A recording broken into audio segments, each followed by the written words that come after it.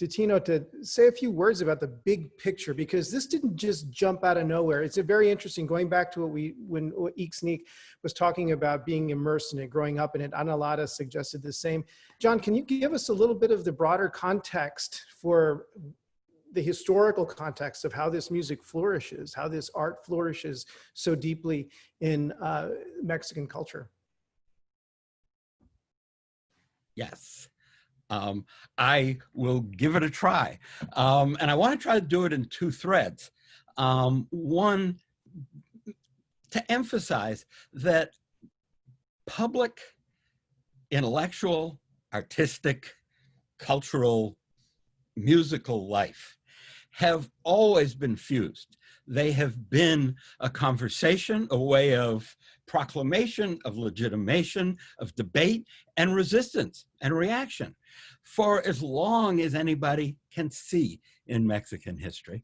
And I want to point to two threads, and one actually more recent, one deeper, and others will go deeper than that. But Mexico becomes Mexico in 1821. And when it does, it almost immediately explodes in this mix that major political actors, the people who had impact on the design of the nation, were simultaneously major, impactful, analytical writers about what the nation was, should be, and become. A few examples. Lucas Alamán, probably, I would argue, the most impactful political actor in the first half century of Mexican national history before the liberals took power. He is maligned from liberal perspectives as a conservative. Why? Because he honored the religious culture of New Spain and his ancestors. They call him a conservative, but he is more responsible than any other human being for Mexico shifting to become a modern industrial power from the 1830s and 40s. That may be conservative to some, but it's not a particularly conservative thing to do in 19th century Mexico. And in the 1950s, he published the towering 5-volume Historia de Mexico, which is still to this day the most detailed history. You have to read it, and of course you have to debate it about the origins of Mexico. It's the perfect fusion. I'll just mention in passing, he's followed by Vicente Riva Palacio, a liberal general, cabinet minister, etc., who oversaw Mexico a través de los siglos. He's followed by Justo Sierra, a Porfirian cabinet minister who wrote The Political Evolution of the Mexican People. Works you can still buy today. They still matter. But I want to focus after Alamán on Manuel Pino, because he points us a little bit toward the 20th century. Pino was a key treasury minister in early liberal regimes, financing the reforms. But as Diaz took power, may we say he was a little too liberal for Porfirio Diaz. And so Diaz honored him with a political exile in Barcelona in the later 19th century. And sitting in Barcelona, Manuel Pino wrote this amazing, long, semi-fictional narrative of life in 19th century Mexico called Los Bandidos de Rio Frio, The Bandits of Rio Frio, which is an amazing source of exploration of life among everyday Mexicans in the 19th century.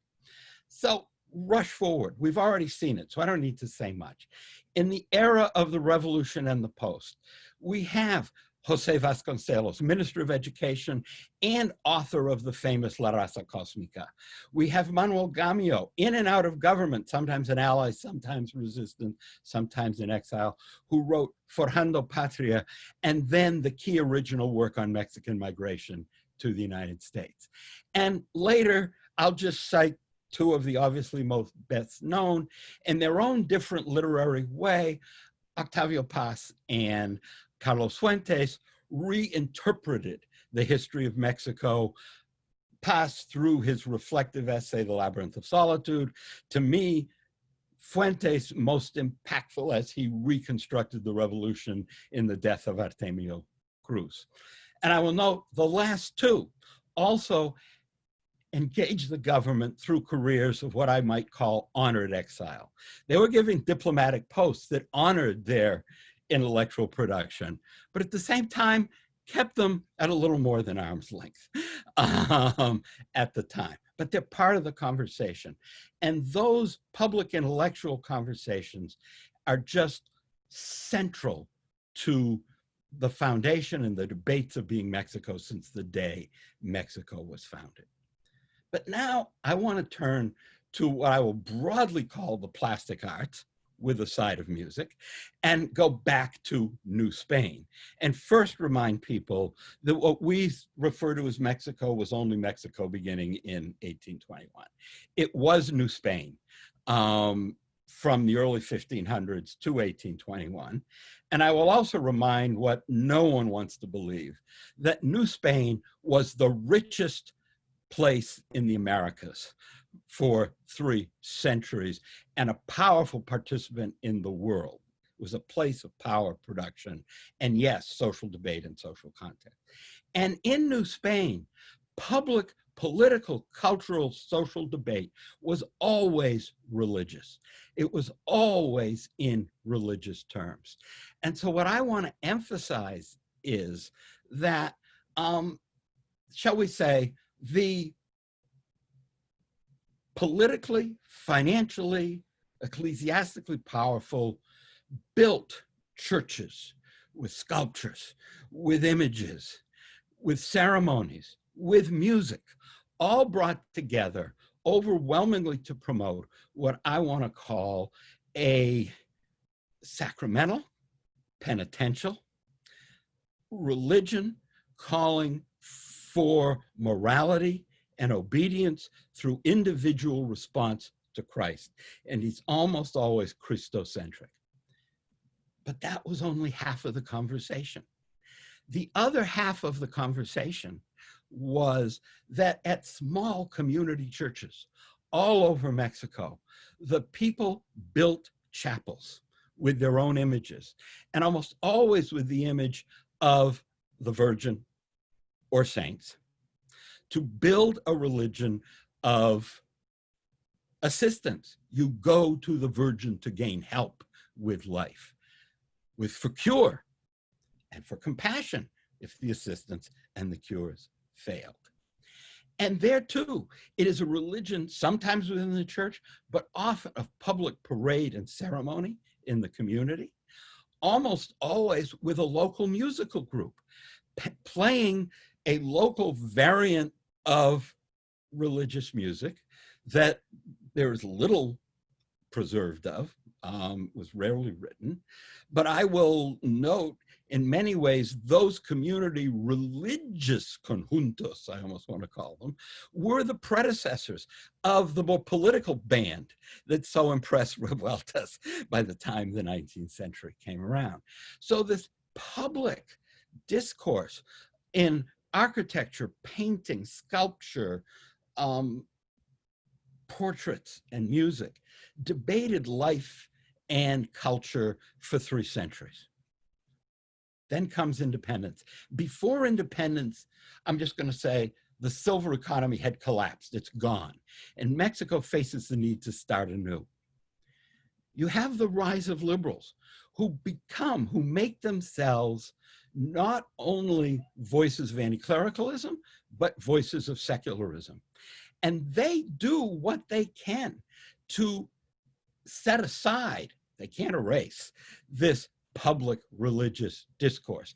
And it ceases to be part of the political center of the nation when the liberals take power in the middle of the 19th century. It lives in local communities at the local level throughout.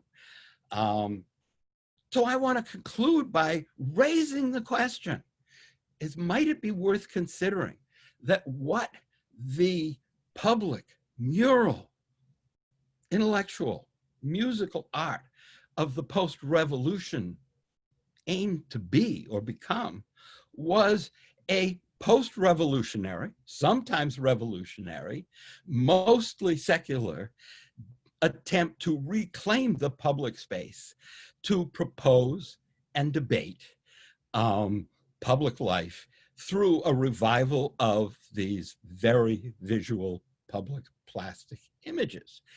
And I want to note in the end two limits that if you watch both our recent film and read this itself, two things are, if not quite absent, largely marginalized. There are very few women and very little religion in any of that. And yet they had not left Mexican public space. They had not left their participations. And we are increasingly learning that, particularly in the era of Cárdenas, it was religious movements pressed by women in many domains, even though they didn't yet have the vote, that maintained a certain voice of opposition that prevented him from totally ruling the public domain.